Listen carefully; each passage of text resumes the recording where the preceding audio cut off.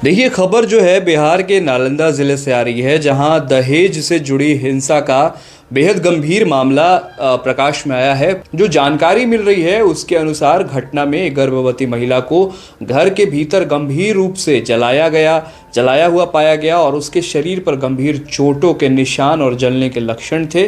घायल अवस्था में स्थानीय लोगों ने उसे अस्पताल भी पहुंचाया, लेकिन इलाज के दौरान उसकी मृत्यु हो गई।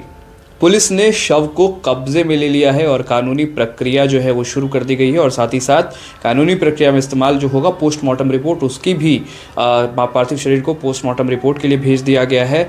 और ये देखने वाली बात होगी कि पोस्टमार्टम रिपोर्ट कब तक आता है और कार्रवाई कब तक होती है। जो आरोप है वो ये है कि दहेज के लिए प्रताड़ना और मांगों को लेकर लगातार विवाद चल रहा था और इसी तनाव के बीच महिला पर अत्यधिक हिंसा हुई है।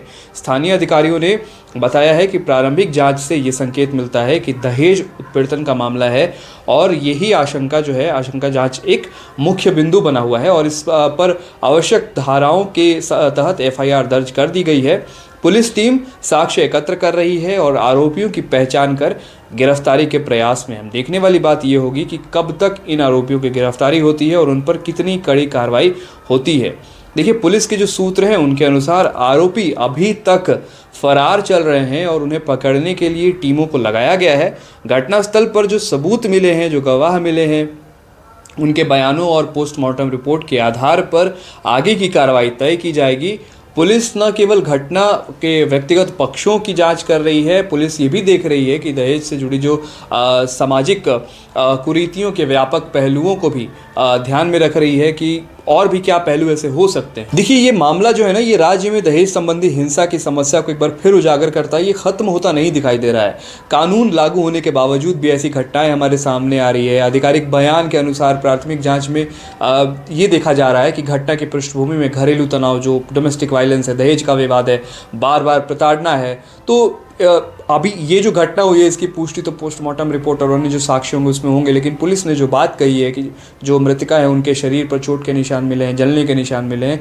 तो आखिर एक सवाल जो बिहार अभी भी पूछ रहा है, हमेशा से पूछता आया है और जब तक ये घटनाएं नहीं रुकेंगी तब तक पूछता रहेगा कि जो दहेज की घटनाएं हैं, दहेज को लेकर के जो घटनाएं हैं, ये गर्भवती महिला को जला दिया गया, पर जो आसपास के लोग थे वो उन्हें अस्पताल लेकर गए लेकिन उनकी मृत्यु हो गई।